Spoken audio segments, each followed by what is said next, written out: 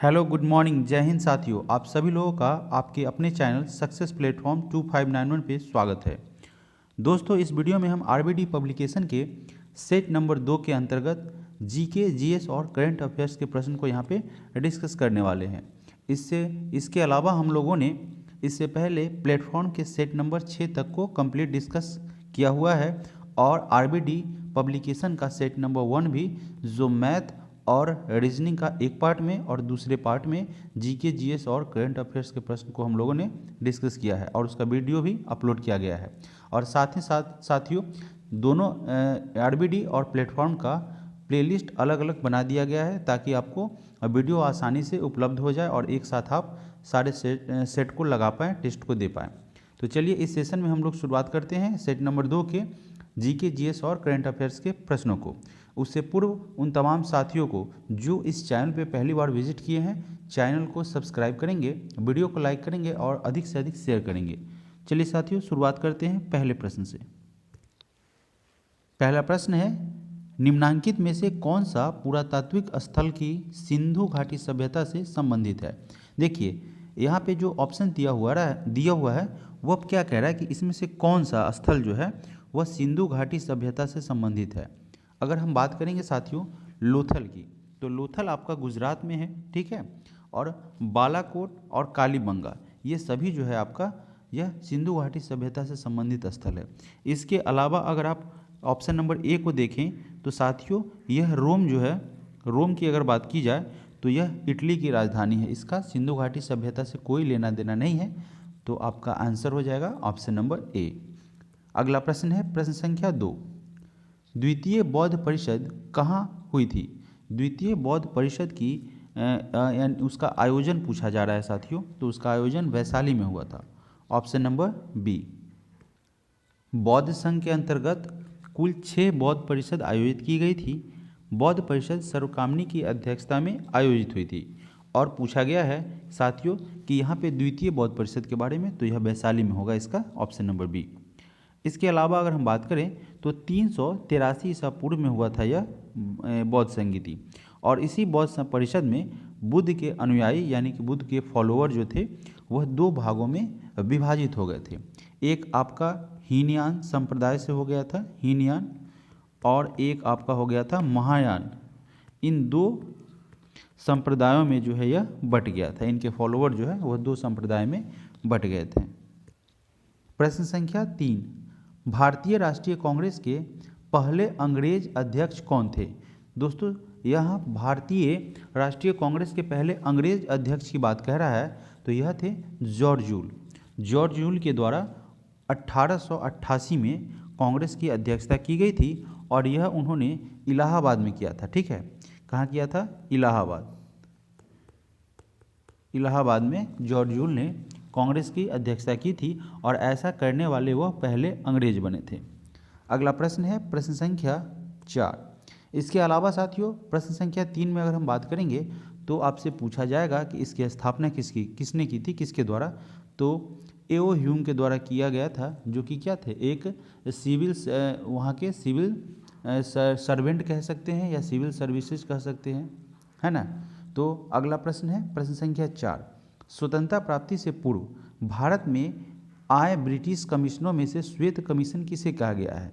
श्वेत कमीशन साथियों Simon commission को कहा गया है, क्योंकि इसमें क्या थे कि जो सदस्य थे, जितने भी 7 सदस्य थे अंग्रेज सदस्य, वह सभी अंग्रेज थे। इसमें एक भी भारतीय सदस्य को शामिल नहीं किया गया था, इसीलिए इसे श्वेत कमीशन कहा गया था, गोरों का कमीशन, ठीक है। अगर हम बात करेंगे साइमन कमीशन की, तो साथियों साइमन कमीशन 8 नवंबर 1927 को इसकी नियुक्ति हुई थी 8 नवंबर 1927 को, ठीक है, इसकी नियुक्ति की गई थी। और भारत आया था साथियों यह जो है 3 फरवरी 1928 को यह भारत पहुंचा था। अगला प्रश्न है प्रश्न संख्या 5, ब्रिटिश भारत के किस गवर्नर जनरल ने स्थानीय सरकार की स्थापना के लिए पहल की थी। यहाँ पे साथियों कह रहा है कि ब्रिटिश भारत के जो कि पूछा गया है गवर्नर जनरल के बारे में, तो किस गवर्नर जनरल ने स्थानीय सरकार की स्थापना के लिए वकालत की थी अथवा पहल की थी। तो यह किया गया था लॉर्ड रिपन के द्वारा, option number C, Lord Ripon की अगर हम बात करें तो साथियों इन्हें जो समाचार पत्र पर जो प्रतिबंध लगाया गया था तो उसको इन्होंने हटाया था। ठीक है, तो इस वर्नाक्यूलर प्रेस की अगर बात करें तो इसको इन्हीं के द्वारा क्या किया गया था, इस पर से प्रतिबंध को हटाया गया था। तो प्रेस का मुक्तिदाता इन्हें कहा जाता है। ठीक है, लॉर्ड रिपन का सर्वाधिक महत्वपूर्ण कार्य स्थानीय स्वशासन की शुरुआत, जिसकी संवैधानिक बुनियाद स्वतंत्रता के बाद 73वें और 74वें संविधान अधिनियम 1992 में रखी गई थी।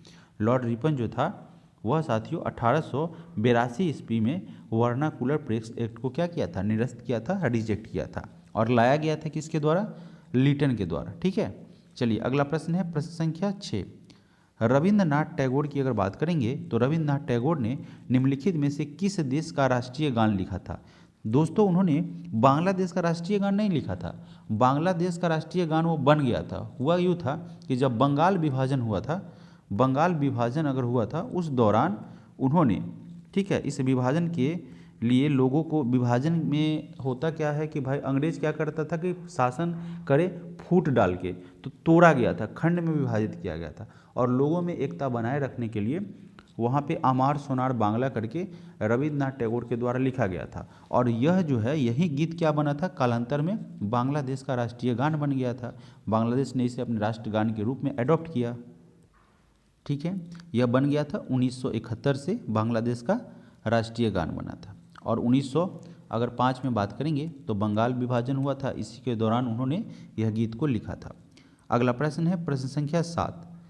विलियम बेंटिंक के द्वारा, लॉर्ड विलियम बेंटिंक की बात कर रहा है, तो लॉर्ड विलियम बेंटिंक के द्वारा निम्नलिखित में से किस सुधारक उपाय को लागू नहीं किया गया था। देखिए, सती प्रथा का उन्मूलन, सती प्रथा का अंत राजा राम मोहन के सहयोग से उन्होंने किया था।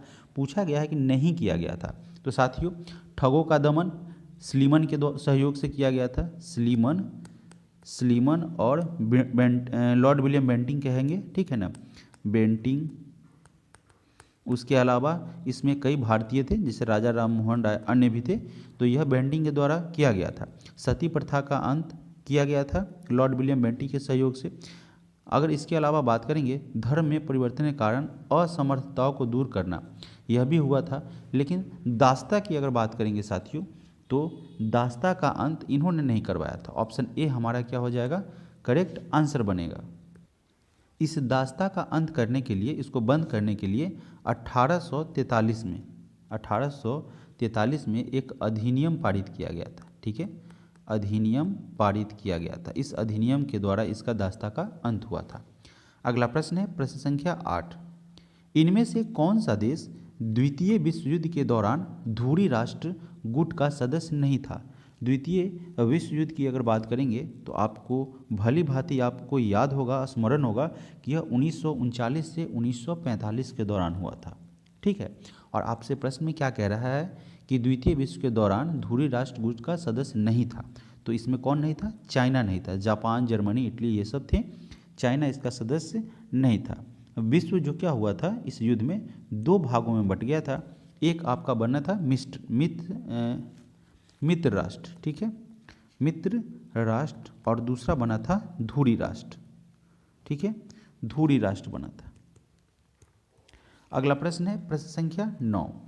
शिकागो में 1893 में विश्व धर्म संसद में किसने भाग लिया था।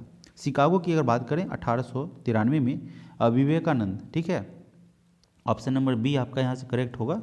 1893 में विश्व धर्म सम्मेलन में विवेकानंद ने पार्टिसिपेट किया था, भाग लिया था। और वहाँ से भारत का जो है वह सबके नज़र में भारत का एक अलग ही सम्मान के नज़र से देखा गया। विवेकानंद को सम्मान तो मिला ही, और साथ ही साथ भारत का भी जो है वह कद ऊंचा हुआ। स्वामी विवेकानंद ने भाषण की जब शुरुआत की तो अमेरिका में जितने भी अमेरिकी भारतीय थे तो उनको भाइयों और बहनों करके उन्होंने संबोधित किया था, और इससे पूरे हॉल में तालियां गूंजी थी। इस भाषण ने भारत की जो छवि थी, जो पहले भारत को लोग एक अवॉइड करते थे, अंडर एस्टिमेट करते थे और नज़रअंदाज करते थे, तो उनकी छवि पूरी दुनिया में एक अलग ही पहचान बनी थी। यह स्वामी विवेकानंद का जो शिकागो धर्म सम्मेलन में भाषण था, वह आज भी उसकी जो है प्रशंसा होती है, और उससे बहुत सारे लोग क्या करते हैं, एक अलग ही सबक लेते हैं और बेहतर करने का प्रयास करते हैं। अभी देखिए, अगर बात की जाए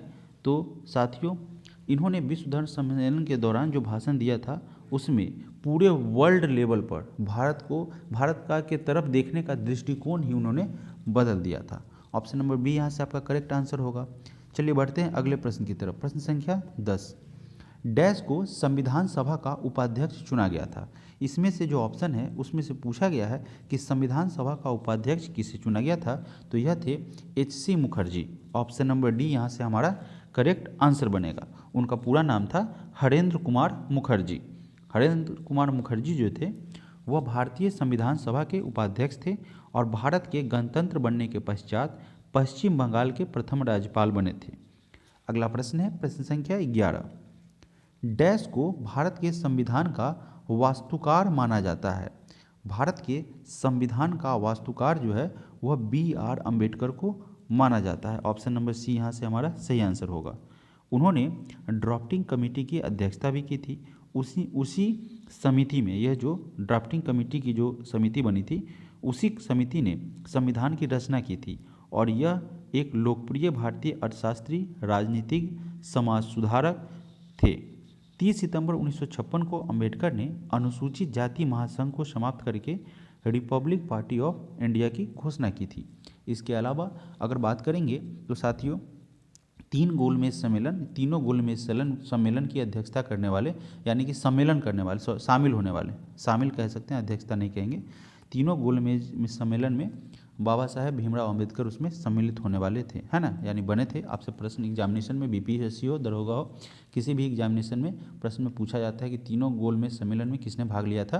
तो वैसे तो कई सदस्य थे लेकिन प्रमुख थे B.R. अम्बेडकर। ठीक है, चलिए बढ़ते हैं अगले प्रश्न की तरफ। प्रश्न संख्या 12, भारतीय संविधान में कानून बनाने की निर्धारण प्रक्रिया काफ़ी हद तक डैश के संविधान के द्वारा प्रभावित है। तो यह आप जान रहे हैं कि यह लिया गया है संयुक्त राज्य अमेरिका से। ऑप्शन नंबर डी, भारतीय संविधान में जो कानून निर्धारण करने की जो प्रोसेस है, प्रक्रिया है, वह काफ़ी हद तक संयुक्त राष्ट्र अमेरिका से मिलता जुलता है। संयुक्त राष्ट्र अमेरिका के संविधान से भारत के न्यायाधीशों की नियुक्ति, न्यायपालिका की स्वतंत्रता, फंडामेंटल राइट, मौलिक अधिकार की बात करें तो वो भी, और उपराष्ट्रपति के पद का प्रावधान यह संयुक्त राष्ट्र अमेरिका के संविधान से ही किया गया है। तो ऑप्शन नंबर डी यहाँ से हमारा क्या होगा, करेक्ट आंसर होगा। प्रश्न संख्या 13 नंबर प्रश्न में कह रहा है कि निम्नलिखित में से किस राज्य के नीति निर्देशक तत्वों की सूची में सम्मिलित नहीं किया जाता है। तो साथियों देखिए, विश्व शांति का प्रचार करना, ग्राम पंचायत को सहायता करना और मुफ्त शिक्षा के लिए अधिकार करना, यह आपको शामिल किया जाता है। ठीक है, और धार्मिक अधिकार की अगर बात करेंगे साथियों, तो धार्मिक अधिकार को जो है वह राज्य के नीति निर्देशक तत्व में शामिल नहीं किया जाता है। धार्मिक स्वतंत्रता का अधिकार जो है एक मौलिक अधिकार है और नीति निर्देशक भारत के संविधान के भाग 4 में वर्णित है। और आप जानते हैं प्रश्न में पूछा गया है कई एग्जामिनेशन में कि यह राज्य के नीति निर्देशक तत्व को किस देश के संविधान से लिया गया है, तो आयरलैंड से लिया गया है। ठीक है, आयरलैंड से। तो बहरहाल इसका आंसर हो जाएगा ऑप्शन नंबर ए, धार्मिक स्वतंत्रता जो है वह राज्य के नीति निर्देशक तत्वों के अंतर्गत शामिल नहीं है। अगला प्रश्न है प्रश्न संख्या 14, निम्नलिखित में से कौन सा भारत में मौलिक अधिकार नहीं है। यहाँ पे ऑप्शन के अकॉर्डिंग अगर बात करेंगे तो समानता का अधिकार मौलिक अधिकार है, शिक्षा का अधिकार मौलिक अधिकार है, धार्मिक स्वतंत्रता का अधिकार मौलिक अधिकार है। ठीक है, किसी भी धर्म के लोगों को आप उसमें हस्तक्षेप नहीं कर सकते हैं, तो यह भी है। आपको शिक्षा का अधिकार भी प्राप्त है और आपको इक्वलिटी चाहिए, जाति, लिंग, रंग के आधार पर भेदभाव नहीं, तो ये सब शामिल है मौलिक अधिकार के अंतर्गत। काम करने का अधिकार इसमें शामिल नहीं है। ठीक है, तो ऑप्शन बी नंबर यहाँ से हमारा करेक्ट आंसर हो जाएगा। अगला प्रश्न है प्रश्न संख्या 15, भारत का प्रधानमंत्री बनने के लिए न्यूनतम आयु क्या है। तो न्यूनतम आयु निर्धारित की गई है 25 वर्ष। ठीक है, और मैक्सिमम साथियों, मैक्सिमम आयु निर्धारित नहीं है, मैक्सिमम नहीं है निर्धारित, लेकिन न्यूनतम इसका क्या है 25 वर्ष। 15 का ऑप्शन नंबर सी यहाँ से हमारा करेक्ट आंसर आ जाएगा। प्रधानमंत्री की नियुक्ति जो है वह राष्ट्रपति के द्वारा की जाती है और प्रधानमंत्री की सलाह पर अन्य मंत्रियों की जो नियुक्ति होती है वह राष्ट्रपति करते हैं। प्रधानमंत्री लोकसभा के बहुमत दल का नेता होता है, लेकिन प्रधानमंत्री संसद के किसी भी सदन का सदस्य हो सकता है।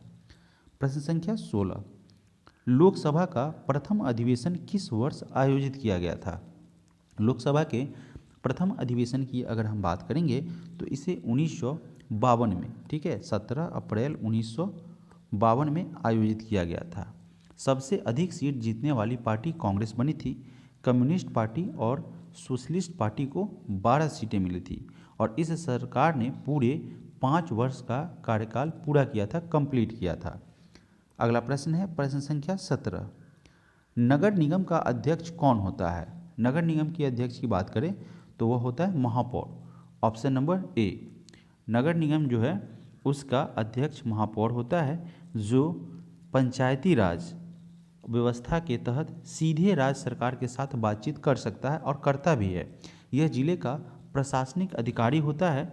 जिले में स्थित जितने भी छोटे शहरों में नगर पालिका तथा बड़े शहरों में क्या होता है, एक नगर निगम होता है। अगला प्रश्न है प्रश्न संख्या 18, पहली महिला लोकसभा अध्यक्ष कौन थी? आप सभी जानते हैं मीरा कुमार, है ना। मीरा कुमार जो थी वह पहली महिला लोकसभा अध्यक्ष थी। इसके अलावा अगर हम बात करेंगे तो वह 4 जून 2009 से 16 मई 2000 तक अपना कार्यकाल संभाली थी, लोकसभा के अध्यक्ष पद पर रही थी। लोकसभा के अध्यक्ष चुनाव की तिथि राष्ट्रपति के द्वारा तय की जाती है और लोकसभा के अध्यक्ष का जो चुनाव होता है एब्सोल्यूट मेजॉरिटी के द्वारा किया जाता है। अध्यक्ष के पास वोट देने का अधिकार नहीं होता है। प्रश्न संख्या 19, भारतीय संविधान में वह संशोधन जिसने मतदान आयु को 21 वर्ष से 18 वर्ष कर दिया, यानी कि पहले 21 वर्ष के आयु के लोग जो है वह एलिजिबल होते थे मतदान के, मिनिमम न्यूनतम आयु, अब क्या कर दिया गया, 18 वर्ष कर दिया गया। तो यह किस संविधान संशोधन के अंतर्गत ऐसा किया गया? तो यह था 61वां संविधान संशोधन, जिसके द्वारा मतदान की न्यूनतम आयु को 21 वर्ष से घटाकर 18 वर्ष कर दिया गया। संविधान की रचना के समय मतदान की आयु कितनी थी? 21 वर्ष थी। और इस संशोधन के बाद चुनाव आयोग में मुख्य चुनाव आयुक्त के अलावा 2 और चुनाव आयुक्त की नियुक्ति करने का प्रावधान भी बना था। अगला प्रश्न है प्रश्न संख्या 20, अपनी धुरी पर पृथ्वी के घूर्णन, यानी कि पृथ्वी के स्पिनिंग करता है, घूमता है, तो अपनी धुरी पर पृथ्वी के घूर्णन की दिशा क्या है? आप सभी जानते होंगे, ज्योग्राफी में मैंने पढ़ाया भी था साथियों, पश्चिम से पूरब की ओर, ठीक है। पृथ्वी अपनी धुरी पर सदैव पश्चिम से पूरब की ओर घूमती है और इसी गति को घूर्णन गति कहा जाता है। जब पृथ्वी एक पूरा चक्कर लगा लेती है तो 1 दिन होता है। पृथ्वी धुरी और अक्ष पर घूमती है, वह काल्पनिक रेखा कहलाती है और पृथ्वी अपने कक्ष के तल के साथ जो है वह 66 डिग्री का अक्ष बनाती है। पृथ्वी का यह अक्ष सदैव एक ओर ही झुका रहता है। चलिए प्रश्न संख्या 21, प्योंगयांग किस देश की राजधानी है? प्योंगयांग जो है वह उत्तर कोरिया की राजधानी है। ऑप्शन नंबर डी, उत्तर कोरिया क्या है? यह एक एशियाई देश है। प्योंगयांग सबसे बड़ा शहर है और इस देश की मुद्रा ऑन है, यानी कि ऑन ऐसे लिख देंगे, ऐसे तो नहीं होता है, ठीक है ना, ऐसे नहीं होता है, ऑन होगा, है ना। इसकी मुद्रा जो है वह ऑन होगा। उत्तर कोरिया की अगर बात करेंगे तो यहाँ के आप जानते हैं तानाशाह किम जोंग, ठीक है। किम जोंग जो है वह वहाँ के तानाशाह है, क्योंकि वहाँ पे वोटिंग वाला सिस्टम चलता नहीं, वोट डालेगा भी तो इन्हीं को वोट देगा, प्रत्याशी भी एक ही रहते हैं। अब पता नहीं ऐसा चुनाव ये क्यों करवाते हैं। बहरहाल हम बढ़ते हैं अगले प्रश्न की तरफ। प्रश्न संख्या 22, वायुमंडल की ओजोन परत निम्न में से मुख्यतः किसके द्वारा नष्ट हो रही है? जानते हैं क्लोरोफ्लोरोकार्बन इसका मुख्य होता है कारण, मेन कॉज है क्लोरोफ्लोरोकार्बन का। यह क्या करता है, ओजोन परत जो एक लेयर बना हुआ है जो अल्ट्रावायलेट रे को, यानी कि परावैंगनी किरण को पृथ्वी तक आने में रोकती है, वह हमारा क्या है, एक कवच है साथियों, ताकि हम लोग बहुत सारे बीमारियों का, बहुत सारे, उससे क्या होता है कैंसर की भी बीमारियाँ हो सकती है ना, और होती भी है, तो उसको रोकने का काम करता है। और यह क्लोरोफ्लोरोकार्बन के द्वारा जो क्या हो रहा है, ओजोन परत में छिद्र हो रहा है, उसका क्षय हो रहा है। ऑप्शन नंबर बी हमारा यहाँ से करेक्ट आंसर हो जाएगा। प्रश्न संख्या 23, भारत की मुख्य भूमि का दक्षिणतम अक्षांश क्या है? दक्षिणतम अक्षांश की अगर बात करेंगे तो 8 डिग्री 4 मिनट है ना, उत्तरी अक्षांश है। ऑप्शन नंबर डी, भारत का जो मुख्य भूमि है मुख्य भूमि की अगर बात करेंगे तो 8 डिग्री 4 मिनट, ठीक है। यहाँ पे 8 डिग्री 4 मिनट से लेकर 37 डिग्री 6 मिनट, है ना, 37 डिग्री 6 मिनट उत्तरी अक्षांश है, उत्तरी अक्षांश है। और इसके अलावा बात करेंगे तो 68 डिग्री 7 मिनट से 97 डिग्री 25 मिनट, यह पूर्वी देशांतर है, पूर्वी देशांतर है। प्रश्न संख्या 24, भारतीय हिमालय क्षेत्र की सबसे ऊंची चोटी कौन सी है? सबसे ऊंची चोटी है कंचनजंगा। भारतीय हिमालय क्षेत्र की सबसे ऊंची चोटी कंचनजंगा है। इसी पर विश्व की सबसे ऊंची चोटी स्थित बायोस्फीयर रिजर्व है। बायोस्फीयर रिजर्व की अगर बात करेंगे तो इसी के चोटी पर स्थित है। प्रश्न संख्या 25, गोदावरी नदी का उद्गम स्थल, गोदावरी नदी का उद्गम स्थल किस राज्य में है, यानी कि यह शुरुआत इसकी कहाँ से होती है, कहाँ से निकलता है? तो साथियों इसका उद्गम स्थल महाराष्ट्र में पड़ता है। महाराष्ट्र के त्र्यंबकेश्वर है, वहाँ के पैनगंगा इंद्रावती जो है वह सबसे सबड़ी, मंजूलाबेन गंगा एवं वर्धा गोदावरी की प्रमुख सहायती नदी है। तो निकलती साथियों है महाराष्ट्र से। महाराष्ट्र आपका करेक्ट आंसर हो जाएगा। महाराष्ट्र के त्र्यंबकेश्वर से यह निकलती है। प्रश्न संख्या 26, कृष्णा नदी जल विवाद से संबंधित राज्य कौन सा है? कृष्णा नदी जल विवाद जो है वह साथियों महाराष्ट्र, आंध्र प्रदेश और कर्नाटक के बीच बना हुआ है। ऑप्शन नंबर सी यहाँ से आपका सही आंसर हो जाएगा। सिंचाई के लिए पानी की मात्रा को लेकर इन राज्यों के मध्य जो है हमेशा विवाद बना होता है। प्रश्न संख्या 27, कारक जो जलवायु को प्रभावित नहीं करता है, ऐसे कौन से कारक हैं ऑप्शन के अकॉर्डिंग जो जलवायु को, क्लाइमेट को जो है वह इफेक्ट नहीं करता है? साथियों अक्षांश, समुद्र से दूरी और पृथ्वी की परिक्रमा, इसके कारण आपका जलवायु जो है वह प्रभावित होगा। और पृथ्वी की परिभ्रमण गति है उससे जलवायु जो है उस पर इफेक्ट नहीं पड़ता है। तो यहाँ से ऑप्शन नंबर डी हमारा क्या हो जाएगा, सही आंसर हो जाएगा। प्रश्न संख्या 28, काली मिट्टी को डैश भी कहा जाता है? काली मिट्टी को रेगुड़ मिट्टी भी कहते हैं। ऑप्शन नंबर ए यहाँ से हमारा सही आंसर होगा। और यह साथियों कपास की खेती के लिए बेहतर होता है। इसमें पोटास की मात्रा ज़्यादा पाई जाती है साथियों, इसी कारण से यह कपास के लिए बेनिफिशियल होता है। काली मिट्टी का रंग जो है वह टिटेनिक फेरस मैग्नेटाइट एवं जीवाश्म की उपस्थिति के कारण ऐसा होता है। काली मिट्टी का निर्माण चट्टानों के दो वर्ग दक्कन ट्रैप और लोहमे नीस और शिस्ट से मिलकर हुआ है या इनके कारण हुआ है।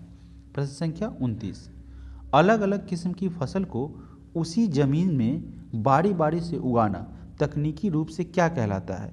तो इसे साथियों फसल प्रत्यावर्तन कहा जाता है। ऑप्शन नंबर ए, इससे क्या होता है कि उर्वरा शक्ति जो है वह फिर से रिटेन हो जाती है, यानी कि फिर से वह जमीन जो है, भूमि, वह एक बार जो आप फसल लगाते हैं उसके बाद जब चेंज करते हैं तो वह उर्वरा शक्ति फिर से बना पाती है। सेम फसल करेंगे तो वह कारगर नहीं हो पाएगा, बेकार हो जाएगा। प्रश्न संख्या 30, निम्नलिखित राज्यों में से किसकी सबसे कम जनसंख्या है? सबसे कम जनसंख्या की अगर बात करेंगे तो साथियों ये सबसे कम जनसंख्या हो जाएगी सिक्किम में, सबसे कम जनसंख्या है। ऑप्शन नंबर ए यहाँ से हमारा करेक्ट आंसर बनेगा। और दुनिया की सबसे ऊंची चोटी की अगर बात करेंगे कंचनजंगा की, तो यह सिक्किम के उत्तरी पश्चिम भाग में नेपाल के समीप पड़ता है। ऑप्शन नंबर ए हमारा करेक्ट आंसर है। बढ़ते हैं अगले प्रश्न की तरफ। प्रश्न संख्या 31, किस अर्थशास्त्री के अनुसार अर्थशास्त्र मनुष्य के भौतिक कल्याण का अध्ययन है? तो यह एडम स्मिथ का दिया हुआ एक स्टेटमेंट है, इनका अध्ययन है, इनके द्वारा भौतिक कल्याण जो है एडम स्मिथ के अनुसार अर्थशास्त्र जो है वह मनुष्य के भौतिक कल्याण का अध्ययन है। अभी अर्थशास्त्र के माध्यम से ही साथियों हम लोग कोई वस्तु बनाते हैं, खरीदते हैं, बेचते हैं, जितना भी चलता है वो सारे का जितनी भी घटनाएं साथियों होती है वो अर्थशास्त्र के अंतर्गत ही होती है। ठीक है, तो इसके अलावा अगर हम बात करेंगे कि इनके प्रथम पुस्तक यानी कि एडम स्मिथ का जो प्रथम पुस्तक था वह the theory of moral estimate 1759 में प्रकाशित किया गया था। और यह प्रतिवादी और आशावादी अर्थशास्त्री थे, इन्हें अर्थशास्त्र का जनक भी कहा जाता है। प्रश्न संख्या 32, व्यष्टि अर्थशास्त्र का संबंध किससे है? व्यष्टि अर्थशास्त्र की अगर बात करेंगे, इसका मतलब व्यक्तिगत आर्थिक एजेंटों के व्यवहार से और संपूर्ण अर्थव्यवस्था की समझ से, अंडरस्टैंडिंग से, होल इकोनॉमिक अंडरस्टैंडिंग की अगर बात करेंगे साथियों, तो आपका ए और बी दोनों हो जाएगा, ऑप्शन नंबर सी।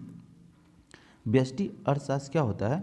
देखिए, यह अध्ययन कराती है कि किस प्रकार अर्थव्यवस्था के व्यक्तिगत अवयव परिवार एवं फर्म से उन बाजारों में सीमित संसाधनों के आवंटन का निर्णय करते हैं। मान लीजिए साथियों, एक एग्जाम्पल के थ्रू, कि आपके पास कम से कम साधन उपलब्ध है और उसका कितना बेहतर तरीके से आप यूज़ करते हैं, वो आपको अर्थशास्त्र सिखलाती है। ठीक है, और यही उसका जो है, इसके बारे में अर्थशास्त्र जो है, इसके जनक थे एडम स्मिथ। इन्होंने अपनी सुविधाओं को, चूँकि साथियों संसाधन जो है सीमित है, संसाधन असीमित नहीं है, और उन्हीं संसाधनों का यूज करके बेहतर से बेहतर तरीके से कैसे करें, यह हमें अर्थशास्त्र के द्वारा मालूम पड़ता है, अर्थशास्त्र से हम सीखते हैं। प्रश्न संख्या 33, दुधवा नेशनल पार्क कहाँ स्थित है? Dudhwa national park Uttar Pradesh UP में स्थित है। यह राष्ट्रीय उद्यान विश्व में बाघों और बारहसिंगा के लिए प्रसिद्ध है। इसे बाघ सुरक्षित क्षेत्र घोषित कर दिया गया है। प्रश्न संख्या 34, किसने गार्डन सिटी का सिद्धांत विकसित किया है? गार्डन सिटी का सिद्धांत एबेनेजर हॉवर्ड के द्वारा विकसित किया गया है। गार्डन सिटी के सिद्धांत की अगर बात करें तो इनको एबेनेजर हॉवर्ड ने ही विकसित किया है। प्रश्न संख्या 35, अंतर्राष्ट्रीय साक्षरता दिवस प्रत्येक के किस दिन मनाया जाता है? यानी कि अंतर्राष्ट्रीय साक्षरता दिवस की बात करेंगे, इंटरनेशनल लिटरेसी डे, उसे कब मनाया जाता है? तो इसे मनाया जाता है 8 सितंबर को। 1965 में यूनेस्को के द्वारा 8 सितंबर को अंतर्राष्ट्रीय साक्षरता दिवस घोषित किया गया था, और उस समय से प्रत्येक 8 सितंबर को, यानी कि प्रत्येक साल 8 सितंबर को जो है अंतर्राष्ट्रीय साक्षरता दिवस मनाया जाता है। इसको भारत में पहली बार 1966 में मनाया गया था। भारत में अगर बात करेंगे इंडिया में, तो इंडिया में इसे 1966 में मनाया गया था। इसका उद्देश्य व्यक्तिगत, सामुदायिक और सामाजिक रूप से साक्षरता के महत्व पर प्रकाश डालना है। यह उत्सव दुनिया भर में मनाया जाता है। प्रश्न संख्या 36, 36 नंबर प्रश्न में कह रहा है कि यह डैश है ना, डैश एक रंग बिरंगा और मंत्रमुग्ध कर देने वाला मेला है जो प्रत्येक वर्ष उत्तर प्रदेश के मेरठ में होली के कुछ दिनों के बाद मनाया जाता है। तो यह कौन सा है? एक वहाँ का फेस्टिवल है, स्थानीय फेस्टिवल साथियों, जिसे नौचंदी मेला के नाम से जानते हैं। ठीक है, ये वहाँ का एक स्थानीय फंक्शन है, स्थानीय त्यौहार है। अगला प्रश्न है प्रश्न संख्या 37, जेनेटिक कोड की खोज किसने की थी? जेनेटिक कोड की खोज जो है वह हरगोविंद खुराना के द्वारा किया गया था, ऑप्शन नंबर बी। कई वर्षों के परिश्रम के बाद हरगोविंद खुराना के द्वारा, ठीक है ना, यह खोज सफल हो पाया था। इसमें क्या किया गया था? उनके द्वारा 4 अक्षर वर्णमाला के साथ न्यूक्लिक एसिड प्रोटीन में 20 प्रकार के एमिनो एसिड के क्रम को निर्धारित किया गया था। ठीक है, उन्होंने ऐसा दर्शाया था। तो जेनेटिक्स के बारे में अगर बात करेंगे तो हरगोविंद खुराना नाम आएगा, ऑप्शन नंबर बी हमारा सही आंसर बनेगा। प्रश्न संख्या 38, श्वेत रक्त कणिका यानी कि व्हाइट ब्लड सेल्स कहते हैं, उसका क्या मुख्य कार्य है? तो वह साथियों रोग प्रतिरोधी क्षमता में हमारे वृद्धि करता है, रोगों से यानी कि डिजीज से लड़ने की क्षमता को बढ़ाता है, यही इसका मेन कार्य होता है। ऑप्शन नंबर बी में दिया भी हुआ है, संक्रमण से लड़ना, है ना। ऑप्शन नंबर बी हमारा करेक्ट आंसर हो जाएगा।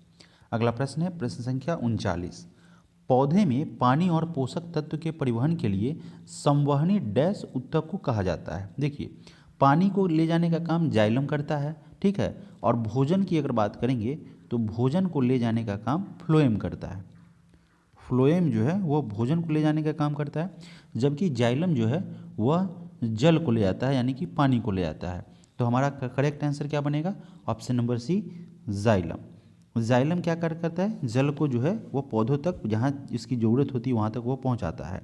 और यह जो होता है एक जटिल अस्थायी ऊतक होता है जो संवहन बंडल के भीतर पाया जाता है। जैसे मान लीजिए कि एक पाइप टाइप का है, उसका डंटी है ना, वो क्या करता है उसी के द्वारा, उसमें एक जटिल ऊतक होता है, थोड़ा सा हार्ड होता है, उसी के द्वारा वो पानी ऊपर की तरफ ले जाता है।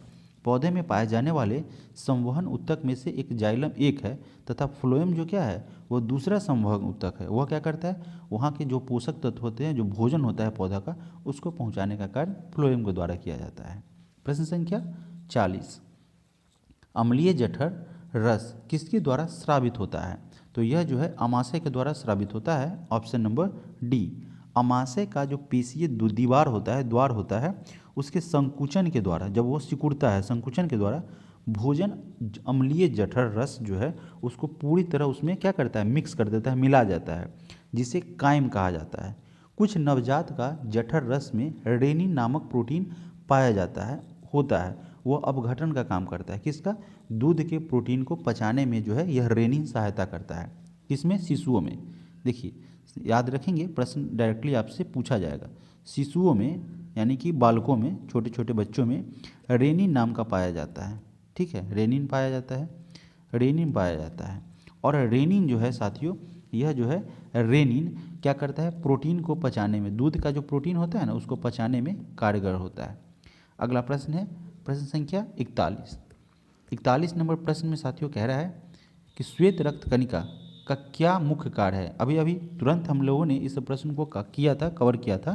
तो यह क्या करता है, रोग निरोधी क्षमता बढ़ाता है। यानी इनका क्या काम है, अगर मान लीजिए बाहर से कोई आया, अंदर में इन किया, कोई भी संक्रमण हो, जीवाणु हो, विषाणु किसी भी हो, जिससे वह क्या करता है, पूरी तरीके से फाइट करता है।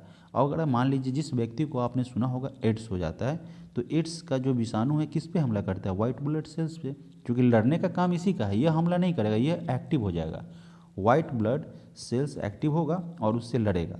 अगर यह भारी पड़ जाएगा तो वाइट ब्लड सेल क्या होता है, ख़त्म होता है, डैमेज होता है। और जैसे जैसे डैमेज होता है वैसे वैसे मनुष्य जो है कमज़ोर पड़ता जाता है। और आपने सुना होगा कि एड्स से जो है वह व्यक्ति जो पीड़ित होता है वो धीरे धीरे दुबला होते होते होते होते उसकी डेथ हो जाती है। तो क्या होता है ना साथियों, वाइट ब्लड सेल्स कभी भी किसी प्रकार का संक्रमण होगा, डिजीज होगा, उससे लड़ेगा। अगर यह डैमेज हुआ तो आप बचेंगे नहीं। अगला प्रश्न है प्रश्न संख्या 42। प्रत्येक वृक्क, किडनी की बात कह रहा है, किन लाखों छोटी नलिकाओं से बना होता है? तो यह इसका निर्माण जो होता है वह नेफ्रॉन से होता है। ठीक है ना, एक इस टाइप का, चूँकि यहाँ पे तो फिगर नहीं है, इसमें इसमें बहुत सारा है ना। नेफ्रॉन की अगर बात करें वृक्क, तो वह छोटी छोटी नलिकाओं से बना रहता है, बहुत सारी रहती हैं, लाखों रहती हैं। अगला प्रश्न है प्रश्न संख्या 43। घेंघा डैश की कमी से होता है? आयोडीन से कमी से होता है। ऑप्शन नंबर बी, घेंघा रोग जो है वह आयोडीन की कमी से होता है। अगर मान लीजिए इसकी ज़्यादा कमी है तो बच्चा क्या होता है, मंदबुद्धि भी होता है, मंदबुद्धि भी पैदा होता है। प्रश्न संख्या 44। मानव शरीर का कौन सा अंग इंसुलिन पैदा करता है? तो इंसुलिन को क्रिएट करने का काम जो है वह अग्नाशय का है।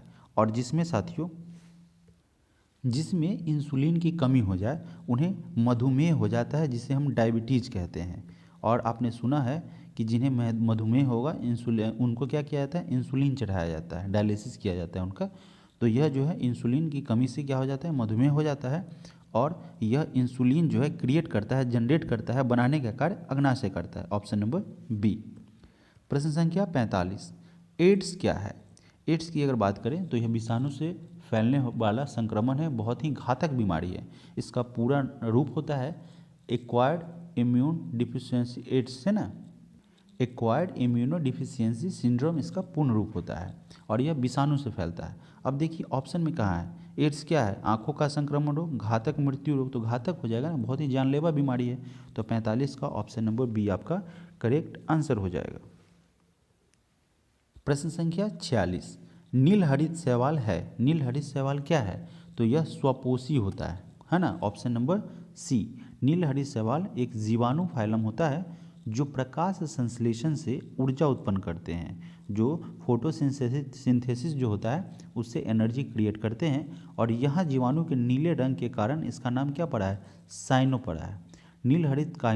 नीलहरित जो है वह शैवाल उसका वायुमंडलीय नाइट्रोजन यौगीकरण कर धान के फसलों को आंशिक मात्रा में नाइट्रोजन की पूर्ति करता है। अगर आप देखेंगे जिन खेतों में धान का पेड़ है ना, धान के पेड़ उगे हुए हैं ना, धान का पेड़ उगा हुआ है, और इसके नीचे अगर आप देखेंगे पानी अगर रहता है तो यहाँ पे हरा हरा टाइप का काई टाइप का बना रहता है साथियों। तो यह क्या करता है, उन्हें नाइट्रोजन देता है और हेल्पफुल होता है। प्रश्न संख्या 47, निम्नलिखित में से किसको दुग्ध शर्करा भी कहा जाता है? ऑप्शन के अकॉर्डिंग अगर बात करेंगे साथियों तो लैक्टोज, ठीक है, लैक्टोज को साथियों दुग्ध शर्करा कहा जाता है। ऑप्शन नंबर ए आपका सही आंसर हो जाएगा। लैक्टोज शर्करा जो है ये क्या करता है, दूध दही पनीर जैसी चीज़ों में लैक्टिक अम्ल में यह जो है दूध शर्करा यह पाया जाता है। प्रश्न संख्या 48, निम्नलिखित में से कौन सी ग्रीन हाउस गैस नहीं है? ग्रीन हाउस आप जानते हैं carbon dioxide green house gas है। अगर बात करें साथियों इसमें से तो आपका मीथेन ग्रीन हाउस गैस है, कार्बन डाइऑक्साइड हो गया, नाइट्रोजन हो गया। लेकिन सल्फर डाइऑक्साइड की अगर बात करेंगे साथियों तो यह आपका ग्रीन हाउस गैस नहीं है, यह एक रंगीन है, रंगहीन, इसमें कोई रंगे नहीं होता है, रंगहीन है ना। तो ग्रीन हाउस आप गैस नहीं खा सकते, यह रंगहीन गैस होता है जो वायु से भारी होता है ना, वायु से यह भारी होता है और यह गैस बहुत ही तेज गंध का होता है, बहुत ही दुर्गंधित होता है, बहुत ही तेज गंध होता है इसका, तीखा। जिन ईंधन में सल्फर होता है जैसे कोयला तेल आदि को जब जलाएंगे आप तो इनके जलाने से क्या होगा, सल्फर डाइऑक्साइड का निर्माण होगा। अगला प्रश्न है प्रश्न संख्या 39। प्रश्न संख्या 39 में कह रहा है कि निम्न में से कौन सी सदिश मात्रा है? सदिश मात्रा प्रतिबल दबाव ऊर्जा कार्य, कौन सा आपका सदिश मात्रा है? तो यहाँ पे प्रतिबल, ऑप्शन नंबर ए जो है वह क्या है इसमें कि देखिए सबसे पहले सदिश राशि का डिफिनीशन आप समझिए कहते किसे हैं। तो सदिश राशि में क्या होता है, दिशा तथा परिणाम दोनों होता है, दिशा और सदिश, सदिश अलग अलग कीजिएगा ना, तो दिशा भी होगा और परिमाण भी होगा, परिमाण। और साथियों अदिश इसे कहते हैं, दिशा होता है लेकिन उसमें परिमाण नहीं पाया जाता है। तो साथियों यहाँ पे प्रतिबल जो है आपका सदिश राशि है। प्रश्न संख्या 50, 1 नैनोमीटर कितने के बराबर होता है? 1 नैनोमीटर की अगर हम बात करेंगे तो यह आपका 1 × 10⁻9 मीटर के बराबर होता है 1 नैनोमीटर। Option number C. प्रश्न संख्या 51, जब एक बस अचानक चलना शुरू करती है तो बस के अंदर बैठे यात्रियों को पीछे की तरफ धक्का लगता है, यह उदाहरण न्यूटन के किस नियम को दर्शाता है? तो यह जो है न्यूटन गति का पहला नियम है जिसे जड़ता का नियम अथवा जड़त्व का नियम कहते हैं, ठीक है, जड़त्व का नियम कहते हैं, जड़त्व होता है। ऑप्शन नंबर ए हमारा यहाँ से सही आंसर बनेगा। न्यूटन की गति का यह पहला नियम है। होता क्या है कि जब कोई भी वस्तु, आदमी, इंसान, कोई भी विराम अवस्था में रहता है, रिलैक्स रहता है, रेस्ट मोड में रहता है, और वह तब तक विराम अवस्था में रहेगा जब तक, मान लीजिए कि हम बैठे हुए, हम जब तक कोई धक्का नहीं देगा, कोई मेरे साथ कुछ प्रतिक्रिया नहीं होगी, तब तक तो हम रेस्ट में मोड में रहेंगे ना। तो कोई बाहरी बल हम पर कार्य नहीं करेगा तब तक हम गतिशील नहीं रहेंगे, जब तक कोई उसमें हमको धक्का दे दे, कोई प्रेस करे, है ना, या हम ही मूवमेंट करें तब गतिशील होगा। और यह अचानक से जब ऐसा हो जाएगा साथियों, कोई धक्का दे दे अचानक, मान लीजिए बस में बैठे हुए हम रेस्ट मोशन में और बस चलेगा तो अचानक तो गिर ही जाएगा ना। और साथियों यह न्यूटन की गति का पहला नियम है जिसे जड़त्व का नियम भी कहा जाता है। प्रश्न संख्या 52, आकाश में उड़ते पक्षी होते हैं, आकाश में उड़ते पक्षी में क्या होती है? सिंपल सा लॉजिक है साथियों, आकाश में जो पक्षी उड़ेगा उसमें साथियों स्थितिज ऊर्जा होगी। अब जब पक्षी उड़ रही है साथियों, पक्षी जब उड़ रही है तो एक तो वह मोशन में है, गति में है, और स्थितिज ऊर्जा भी उसके साथ है, वो ऊर्जा जो खुद के द्वारा लगाती है स्थितिज ऊर्जा। तो इस कंडीशन में गतिज ऊर्जा भी हो जाएगा, स्थितिज ऊर्जा भी हो जाएगा। ऑप्शन नंबर डी हमारा क्या बनेगा, सही आंसर होगा। ऐसा इसलिए साथियों जब भी मैंने तुरंत बताया है क्योंकि वह उड़ रहा है, हाँ, यानी कि उसमें गति है तो उसमें गतिज ऊर्जा भी है, ठीक है। चलिए इसके अलावा अगर बात करेंगे तो क्या है, एक ऊंचाई पर है साथियों, वह जो पक्षी उड़ रहा है तो कहाँ पे, एक ऊंचाई पर स्थित है और उसमें स्थितिज ऊर्जा है, और चूंकि उड़ रहा है तो गति में है, मोशन में, इसलिए गति है। अगला प्रश्न है प्रश्न संख्या 53, प्रकाश संश्लेषण में पौधे कौन सी गैस का अवशोषण करते हैं? किस गैस को वह ले लेते हैं? कार्बन डाइऑक्साइड लेते हैं और ऑक्सीजन को रिलीज करते हैं, जाहिर सी बात है ऑप्शन नंबर ए हमारा करेक्ट आंसर हो जाएगा। प्रश्न संख्या 54, ध्वनि सबसे तेज संचरण करती है, सबसे तेज गमन करती है, जाती है ध्वनि किस में सबसे तेज उनका संचरण होता है? तो ठोस में, हार्ड में होता है। उसमें अगर आप मान लीजिए लोहे का रड पर अगर टन से मारिएगा तो द्रव, गैस और निर्वात, इस सबसे ज़्यादा तो ठोस ही में ना होगा। ऑप्शन नंबर ए हमारा करेक्ट आंसर हो जाएगा। एक सौर जल हीटर से गर्म जल प्राप्त नहीं हो सकता है। देखिए क्या कह रहा है, एक सौर जल हीटर है, ऐसा जल हीटर जो सौर द्वारा संचालित होता है और गर्म जल प्राप्त नहीं हो सकता है। कब? जब साथियों बादल छाया हुआ रहेगा।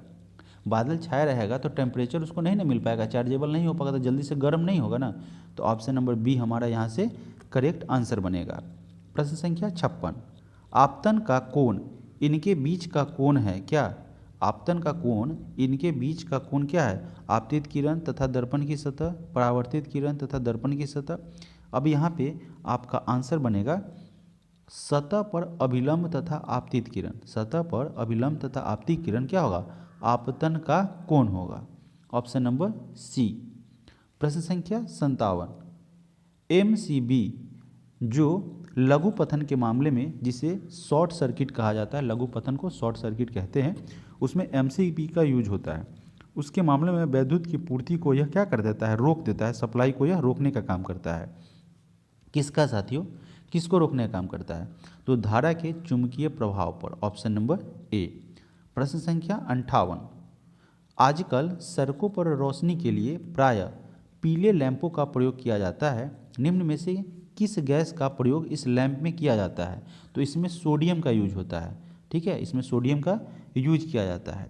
ऐसा इसलिए क्योंकि वाष्प लाइट आयनीकृत सोडियम का उपयोग करते हैं और इसमें क्या होता है साथियों कि यह अन्य रोशनी के लिए किया जाता है। और यह नियॉन का उपयोग की अगर बात करेंगे तो नियॉन उच्च वोल्टेज संकेत और स्विचिंग गियर इन सब के लिए यूज होता है। हालांकि कुल मिला के अगर बात करेंगे साथियों, ऑप्शन नंबर ए आपका करेक्ट आंसर होगा। प्रश्न संख्या 59, निम्न में से किसका उपयोग विस्फोटक के रूप में किया जाता है? इसमें से नाइट्रोग्लिसरीन जो है उसका यूज है, उसका उपयोग नाइट्रोग्लिसरीन का यूज जो है विस्फोटक के रूप में किया जाता है। Option number A. नाइट्रोग्लिसरीन एक विस्फोटक तरल है जिसे पहली बार 1846 में नाइट्रिक और सल्फ्यूरिक एसिड के मिश्रण के साथ ग्लिसरॉल का उपचार करने के लिए बनाया गया था। प्रश्न संख्या 60, न्यूक्लियॉन का मान क्या होता है? न्यूक्लियॉन का मान जो है वह न्यूट्रॉन और प्रोटॉन की संख्या के बराबर होता है। Option number D. Option number D हमारा यहाँ से करेक्ट आंसर बनेगा। प्रश्न संख्या 61, जलीय NaCl का विद्युत अपघटन उत्पन्न करता है। होता क्या है कि जब एक विद्युत धारा को केंद्रीय सोडियम क्लोराइड, NaCl का मतलब होता है सोडियम क्लोराइड, सोडियम क्लोराइड के घोल से जब इसको गुजारा जाता है तो ऋणात्मक इलेक्ट्रोड में हाइड्रोजन गैस बनती है। ठीक है, जहाँ पे साथियों क्या होता है? हाइड्रोजन गैस बनती है। ठीक है, हाइड्रोजन गैस जब बनेगी तो क्या होता है? पॉजिटिव इलेक्ट्रोड में क्लोरीन गैस बन जाता है और सोडियम हाइड्रोक्साइड का एक घोल भी इसमें इसका निर्माण होता है। तो इसमें क्या हो जाएगा साथियों? क्षारता होगी। Option number B. Option number B आपका यहाँ से सही आंसर बनेगा। प्रश्न संख्या 62, नाइट्रोजन गैस के अणु में निम्न आबंध होते हैं। किस आबंध के द्वारा जो है नाइट्रोजन गैस अणु जुड़े हुए होते हैं? तो इसमें त्रिसंयोजी बंधन होते हैं जिसको आबंध कहा जाता है, बंधन, है ना। त्रिसंयोजी बंधन होते हैं, बंधन।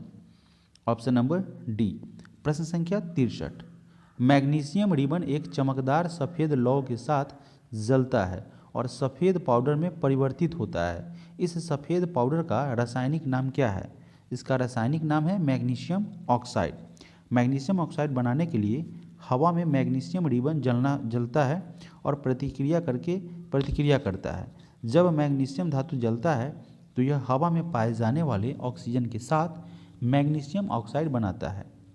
यह जो होता है उस यौगिक को बनाने के लिए ऑक्सीजन और मैग्नीशियम एक रासायनिक प्रतिक्रिया करते हैं और जलने के बाद यह मैग्नीशियम ऑक्साइड का एक सफ़ेद पाउडर बना जाता है। हालांकि इतना नहीं जानना है साथियों, यह मैग्नीशियम रिबन एक चमकदार सफ़ेद लौ के साथ जब यह जलेगा तो क्या चीज़ में परिवर्तित हो जाएगा? मैग्नीशियम ऑक्साइड में। प्रश्न संख्या 64, ऑक्सीकरण के लिए कौन सा प्रक्रम सही है? ऑक्सीकरण प्रक्रिया के लिए जो है वह विद्युत धनिक तत्वों का निकलना जरूरी होता है, नेसेसरी होता है। ऑक्सीकरण की प्रक्रिया के दौरान ऑक्सीजन का जुड़ना, हाइड्रोजन का निकलना, इलेक्ट्रॉन का निकलना, ऑक्सीकरण संख्या में वृद्धि होना तथा विद्युत धनिक तत्वों का निकलना, ये सब सारे उस प्रक्रिया प्रोसेस के दौरान होता है। प्रश्न संख्या 65, स्टेनलेस स्टील में निम्न में से कौन सा तत्व मौजूद नहीं है? उसमें साथियों टंगस्टन मौजूद नहीं होता है, आयरन रहता है, क्रोमियम रहेगा, निकेल रहेगा, ठीक है। इन सभी को मिक्स करके स्टेनलेस स्टील का निर्माण होता है, जबकि टंगस्टन नहीं रहेगा। तो ऑप्शन नंबर बी हमारा सही आंसर हो जाएगा। नाभिकीय रिएक्टर में कौन सी ऊर्जा उत्पन्न होती है? नाभिकीय रिएक्टर में नाभिकीय ऊर्जा उत्पन्न होती है, ऑप्शन नंबर ए। प्रश्न संख्या 67, बिहार राज्य की सीमाएं घिरी हुई हैं। बिहार राज्य की जो सीमा है वह 3 राज्यों से घिरी हुई है, यानी 3 राज्यों से यह सटा हुआ है। तो यह आपका एक हो जाएगा उत्तर प्रदेश, है ना।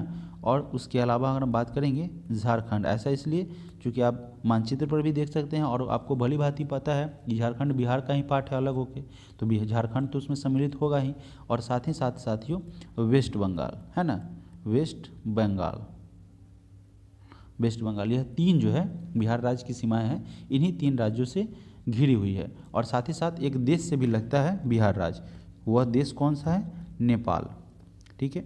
चलिए अगला प्रश्न है प्रश्न संख्या 68, बिहार के किस कृषि जलवायु क्षेत्र में सबसे अधिक जिले हैं? अगर बात करेंगे साथियों तो यह साथियों उत्तर पश्चिम, ठीक है, बिहार का उत्तर पश्चिम जलवायु है, उस क्षेत्र में सबसे अधिक जिले हैं, सबसे ज़्यादा जिले हैं उत्तर पश्चिम, ऑप्शन नंबर बी, है ना। उत्तर पश्चिम कृषि जलवायु क्षेत्र में सबसे अधिक जिले हैं और वह कुल जिलों की संख्या है 13। प्रश्न संख्या 69, बीपीसीएल ने उत्सर्जन को कम करने के लिए और किस वर्ष तक अपने शुद्ध शून्य कार्बन लक्ष्य को प्राप्त करने के लिए डीजल इथेनॉल मिश्रण विकसित किया है? तो लक्ष्य रखा गया है शून्य कार्बन उत्सर्जन का 2040। यह कदम 2040 के लिए निर्धारित किया गया है, माने 2040 तक ऐसा टारगेट रखा है कि क्या करेगा, शून्य कार्बन का उत्सर्जन शून्य कर लेगा, उस समय 0 हो जाएगा, ऐसा लक्ष्य निर्धारित किया गया है। प्रश्न संख्या 70, बांद्रा वर्सोवा समुद्री पुल का नाम डैश के नाम पर रखा जाएगा? इसका नाम रखा जाएगा वीर दामोदर सावरकर के नाम पे, ऑप्शन नंबर बी। महाराष्ट्र के मुख्यमंत्री, महाराष्ट्र के जो चीफ मिनिस्टर है एकनाथ शिंदे, उन्होंने यह घोषणा की है। बांद्रा वर्सोवा समुद्री पुल का नाम जो है अब वीर सावरकर बांद्रा वर्सोवा सागरी सेतु इनका नाम रख दिया जाएगा, मतलब उसमें वीर सावरकर को ऐड कर दिया जाएगा। वह मुंबई में स्वतंत्र वीर विनायक दामोदर सावरकर की 140वीं जयंती पर आयोजित एक कार्यक्रम में वह इन्होंने ऐसा स्टेटमेंट दिया था। चलिए अगला प्रश्न है प्रश्न संख्या 71, इसके अलावा इस अवसर पर साथियों क्या किया जाएगा, वीर सावरकर जो है वह स्वर्ण पुरस्कार भी दिया जाएगा महाराष्ट्र राज्य सरकार के द्वारा। प्रश्न संख्या 71, दिल्ली सल्तनत का सबसे बड़ा विस्तार किसके शासनकाल में देखा गया है? सबसे अधिक विस्तार जो है वह मोहम्मद बिन तुगलक के काल में देखा गया था, ऑप्शन नंबर ए। प्रश्न संख्या 72, निम्नलिखित में से कौन सी कृष्णा नदी की सहायक नदी नहीं है? देखिए नहीं है पूछ रहा है ना। तो कृष्णा नदी की इसमें से साथियों घटप्रभा, मूसी और तुंगभद्रा यह उसकी सहायक नदी है। कृष्णा नदी की अगर बात करेंगे तो यह भारत के पश्चिमी घाट से निकलती है, पश्चिमी घाट से इसका उद्गम होता है। प्रश्न संख्या 73, निम्न में से यानी कि निम्नलिखित में से कौन नदी धुआंधार जलप्रपात इससे संबंधित है? धुआंधार जो है वह फॉल से संबंधित है। तो देखिए यहाँ पे इसका आंसर हो जाएगा नर्मदा नदी, ऑप्शन नंबर डी। नर्मदा नदी में वह जो काफ़ी ऊंची चोटी से यह गिरती है ना। नर्मदा नदी का जो जल है वह काफ़ी ऊंची चोटी से गिरती है, जिसके कारण से होता क्या है, फुहारा पड़ता है, धुआं एकदम बहुत सारा फैल जाता है ना। क्या होता है, जलधारा निकट होने पर अगर वहाँ पे आप खड़े होते हैं तो खड़े होने पर गिरते हुए जल का जो फुहारा रहता है, क्योंकि काफ़ी ऊंचाई से यह गिरता है, तो इसीलिए इसे धुआंधार जलप्रपात कहा गया है। सफ़ेद सफ़ेद दिखाई देगा क्योंकि काफ़ी हाइट से वह गिरता है। प्रश्न संख्या 74, इसके अलावा अगर नर्मदा नदी की अगर बात करेंगे साथियों तो यह साथियों कहाँ से निकलता है, जबलपुर के नगर भेड़ाघाट क्षेत्र से यह निकलता है। प्रश्न संख्या 74, निम्नलिखित में से कौन सा मानव निर्मित रेशे का उदाहरण है? मानव निर्मित रेशे का उदाहरण है, मानव के द्वारा निर्मित किया गया है, रेयॉन। Option number C. मानव निर्मित प्रथम रेयॉन जो है वह सबसे पहला जो है रेशा है। कृत्रिम सूत में सूत या रेशे जिन्हें प्राकृतिक रूप से नहीं बल्कि कृत्रिम रूप से निर्मित किया जाता है, जैसे कि रेयॉन हुआ, नायलॉन हुआ, टेरिलॉन हुआ, डेक्ट्रॉन हुआ, ऐसे बहुत सारे हैं। प्रश्न संख्या 75, निम्नलिखित में से कौन सी खरीफ की फसल नहीं है? यहाँ पे अगर बात करें तो गेहूं जो है साथियों यह खरीफ की फसल नहीं है, ठीक है ना, यह साथियों रबी फसल है। ऑप्शन नंबर डी यहाँ से आपका करेक्ट आंसर हो जाएगा। प्रश्न संख्या 76, राजा राममोहन राय के विचारों के प्रचार प्रसार के लिए तत्वबोधिनी सभा की स्थापना इनमें से किसने की थी? तो तत्वबोधिनी सभा की स्थापना जो है वह देवेंद्र नाथ टैगोर के द्वारा 6 अक्टूबर 1839 को किया गया था। कहाँ किया गया था? कलकत्ता में किया गया था। ऑप्शन नंबर ए हमारा सही आंसर हो जाएगा।